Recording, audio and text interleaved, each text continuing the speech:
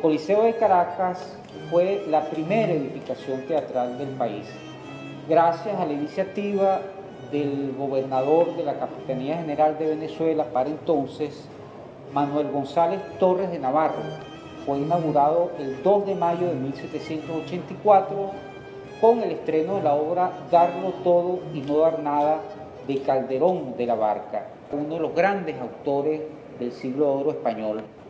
Este teatro vino a llenar un vacío, dado que antes de su construcción las manifestaciones escénicas se realizaban en los espacios abiertos, en las plazas y en el atrio de las iglesias. El Coliseo de Caracas, que estaba situado en la que hoy se llama Esquina del Conde, en el centro de Caracas, a una cuadra de la Plaza Bolívar, llamada entonces la Plaza Mayor, tenía dos órdenes de palcos, dos niveles de palco. En el palco de la parte baja, de la planta baja, el palco número 21 estaba asignado a la familia Bolívar, tal como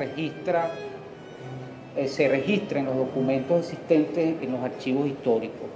Allí, pues seguramente el libertador Simón Bolívar y sus hermanos pudieron deleitarse con las representaciones que se hicieron en esta sala de teatro. Que ahí se reunía todo ese pueblo, ya los que eran muy pobres obviamente se mantenían de pie, los que tenían medianos recursos alquilaban bancos de madera, y los hombres acomodados, como eran los mantuanos, tenían unos palcos donde podían entonces disfrutar de ese evento bajo las estrellas, porque no tenía techo ese coliseo que había sido construido o emplazado en la esquina del Conde en terrenos que habían sido del Conde de la Granja. Además de la familia Bolívar, también los notables de la ciudad tenían palcos asignados, y bueno mencionar que algunos ilustres viajeros como Francisco de Pons y el sabio naturalista Alejandro von Humboldt estuvieron presentes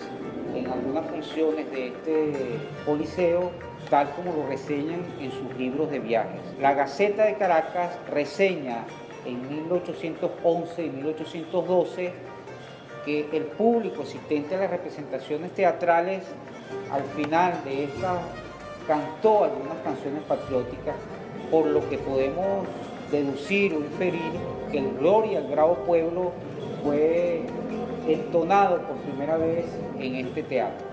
Incluso se habla que en el Coliseo, cuando comienza el proceso de independencia, ahí se representaban algunas piezas que servían de propaganda política, porque servía de propaganda ideológica, y que obviamente estaban a favor de lo que se había propuesto a partir del 5 de julio de 1811, es decir, por la causa de una sociedad libre. Una corrección necesaria en la historiografía teatral, en la historia teatral del país, pertinente al Coliseo de Caracas, es que su capacidad era de aproximadamente 600 espectadores y no de 1.500 a 2.000 como reseñó Alejandro von Humboldt.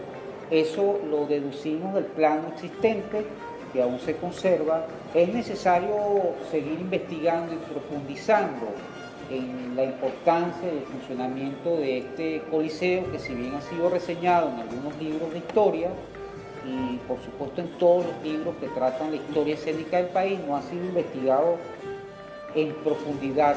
La pieza venezolana más antigua, de la cual tenemos el texto completo, es la Venezuela Consolada, escrita por Andrés Bello, fechada en 1804 y que fue representada en el Coliseo de Caracas. Es importante rescatar la historia del Coliseo de Caracas, porque de alguna manera lo que se busca es conocer en una mayor amplitud y una mayor profundidad aquellos aspectos que pertenecen a esa identidad del caraqueño, que no es otra cosa que el humor.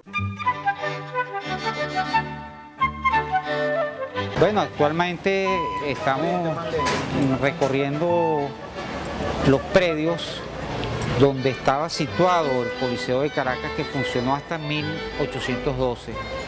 Hoy día están ubicadas acá cerca de 120 tiendas, son tiendas pequeñas donde venden alimentos, ropa, hay servicios jurídicos.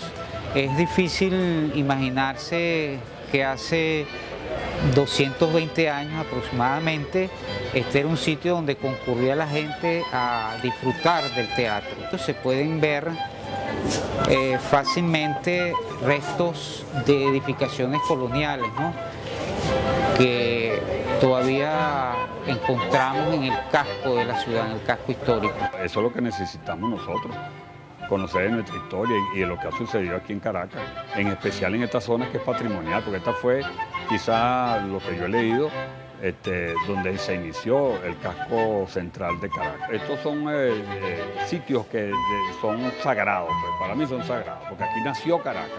En este casco nació Caracas. Tengo 19 años trabajando aquí, me acabo de enterar, este terreno donde estamos fue el primer coliseo de Caracas. Me siento orgullosa de estar trabajando, imagínate tú, Simón Bolívar en este sitio.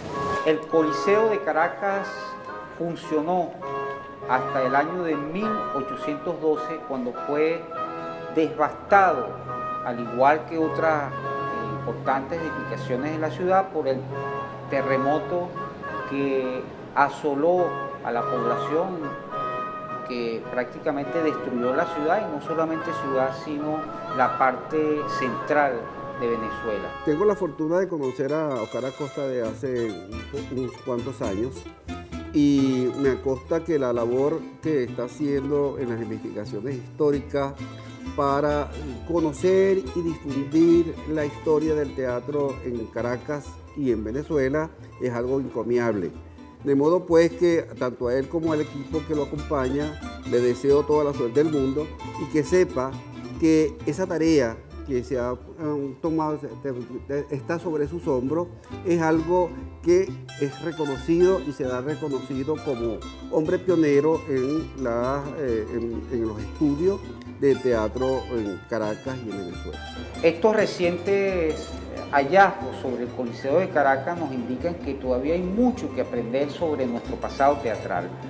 La historia del teatro venezolano, la historia de las artes se está construyendo. Nunca en materia de historia hay una última palabra. Siempre habrán archivos, libros, registros que indagar para redescubrirnos en ese pasado, para entender el presente y para proyectarnos hacia el futuro.